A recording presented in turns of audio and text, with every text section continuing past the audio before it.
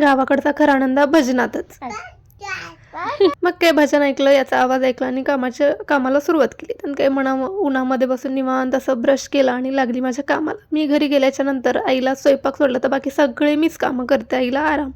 मग काही शेतामध्ये खत टाकला होता, त्याचे जे काही पोते होते ते क्लीन करायचे होते, ते मस्त स्वच्छ धुवून घेतले. त्यानंतर कपडेही वॉश केले आणि वर वाळवायला गेली आणि ऊनही खात होती. त्यानंतर आईची इकडे तारेवरची कसरत चालू होती. हा माझ्या ताईचा मुलगा. आईला नेहमी असंच असते की त्याला घेऊनच सगळं करावं लागतं, काही कारण ताई आहे नोकरीला, सो आईला सांभाळ करावा लागतो.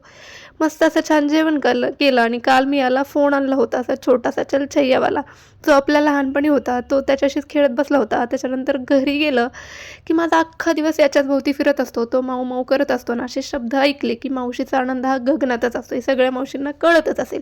मग काय हा गोड गोड स्माईल करत होता, बोलत होता. चला बाय, सबस्क्राईब करा.